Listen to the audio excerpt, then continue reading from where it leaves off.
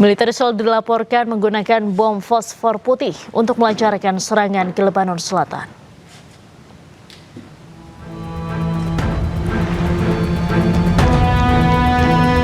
Serangan bom fosfor yang diduga dilancarkan Israel terekam kamera video amatir warga. Serangan menargetkan kawasan Nabatia, Lebanon Selatan. Namun belum diketahui apakah ada korban dari serangan tersebut. Bom fosfor terbuat dari senyawa kimia yang dampaknya bisa menyebabkan luka bakar parah terhadap korbannya. Penggunaan bom fosfor telah dikecam luas oleh komunitas internasional dan kelompok HAM seperti Human Rights Watch.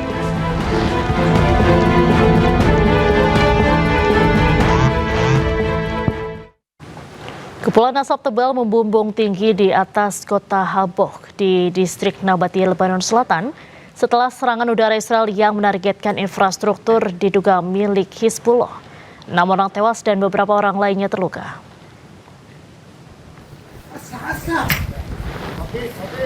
Rekaman video menunjukkan ambulans menuju pintu masuk darurat Rumah Sakit Al-Najda Al-Shabiyah.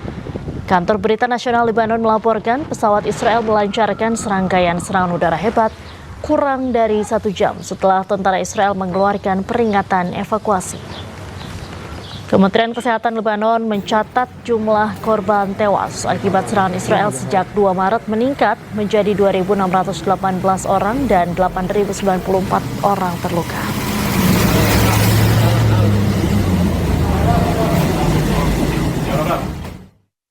Sebuah tank hancur usai pejuang Hizbullah mengerahkan puluhan drone-nya.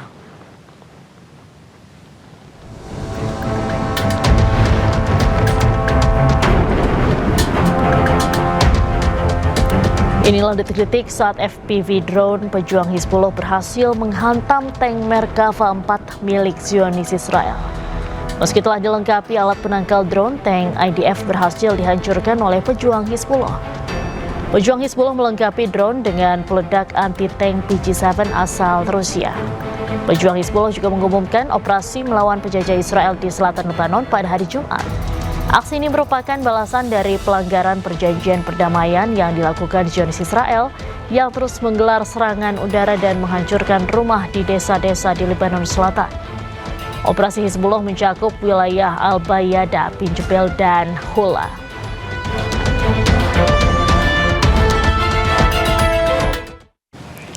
Serangan drone Hizbullah menghantam pangkalan militer Israel di Shomera, menyebabkan 12 tentara Israel terluka.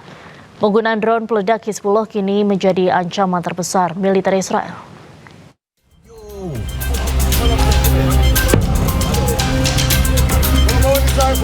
Hizbullah melancarkan serangkaian serangan presisi menggunakan drone, termasuk penggunaan teknologi serat optik pertama yang berhasil menembus wilayah perbatasan dan menghantam pangkalan militer Israel di Shomera.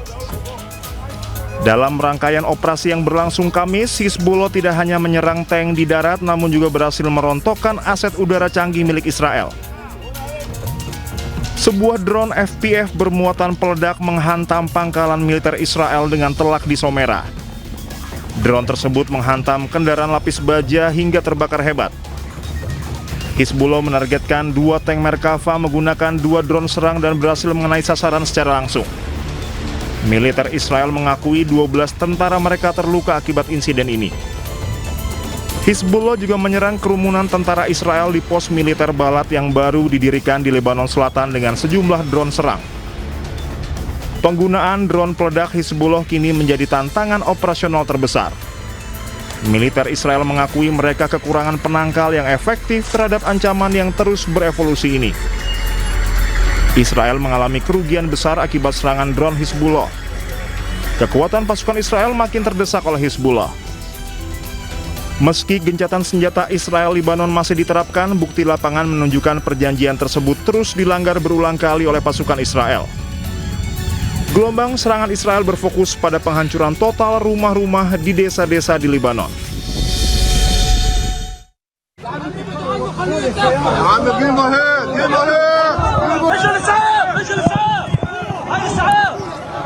Serangan ini mengakibatkan sejumlah korban mengalami luka serius. Para korban luka langsung dibawa ke Rumah Sakit Martir Al-Aqsa untuk mendapatkan perawatan. Menurut Kementerian Kesehatan Palestina, serangan Israel telah menewaskan lebih dari 800 warga Palestina dan melukai lebih dari 2.300 warga sejak gencatan senjata diberlakukan pada Oktober 2025.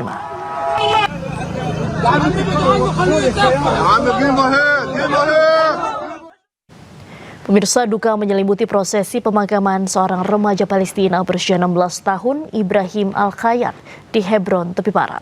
Ibrahim meninggal dunia usai ditembak di bagian dada oleh tentara Israel.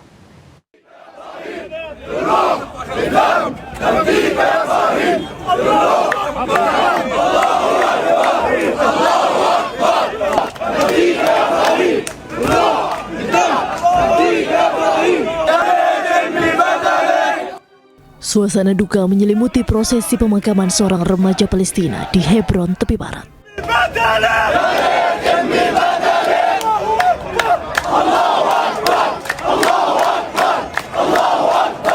Ibrahim Al-Khayyat yang baru berusia 16 tahun itu dilaporkan meninggal dunia setelah terkena tembakan tentara Israel di bagian dada saat operasi militer berlangsung.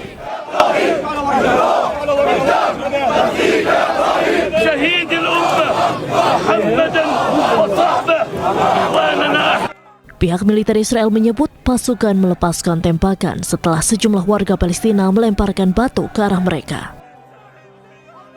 Jenazah Ibrahim kemudian dibawa oleh pelayat menuju tempat peristirahatan terakhir, diiringi suasana duka mendalam dari keluarga, kerabat, teman sekolah, dan warga sekitar. Bagi keluarga dan kerabatnya, Ibrahim dikenang sebagai remaja yang penuh semangat dan ceria. Ia juga dikenal sebagai remaja yang mencintai olahraga. Kepergian Ibrahim menambah daftar korban jiwa di wilayah tepi barat akibat serangan brutal Israel. Perluasan pemukiman ilegal dan perebutan lahan terus terjadi di tepi barat. Pasukan Israel dengan keji mengintimidasi, menahan, dan merampas ternak warga Palestina.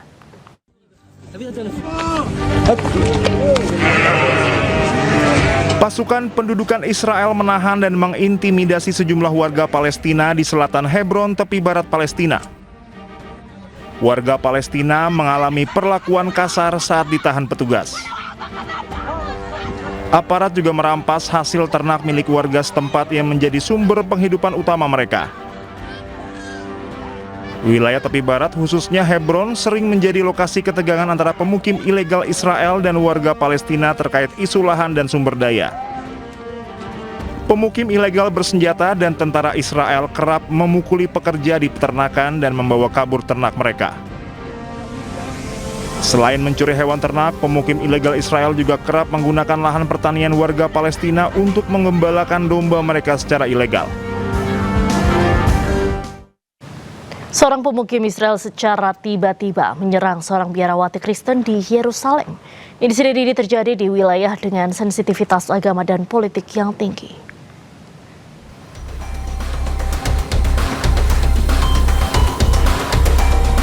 Sebuah video memperlihatkan penyerangan oleh pemukim Israel terhadap seorang biarawati Kristen.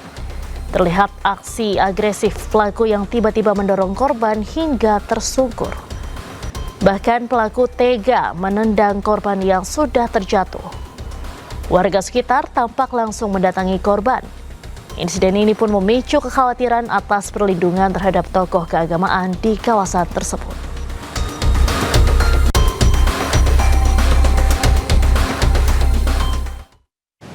Kamp-kamp pengungsian Gaza diserang hama tikus dan serangga. Selain membawa penyakit, hama tikus dan serangga juga melukai bayi-bayi di tenda.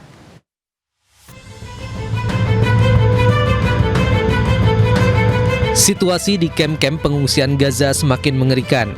Hama tikus dan serangga menyerang tenda-tenda mereka. Tidak hanya merusak dan memakan makanan warga, tikus serta serangga juga melukai anak-anak dan bayi. Seorang bayi berusia 28 hari dilaporkan mengalami luka di wajah akibat gigitan tikus saat tidur di tenda. Sementara seorang ibu terpaksa harus menaruh bayinya yang baru lahir di kotak kardus untuk melindunginya dari gigitan tikus. Orang tua bayi berharap anaknya bisa tidur di tempat yang lebih layak, lebih hangat, dan selimut yang bersih.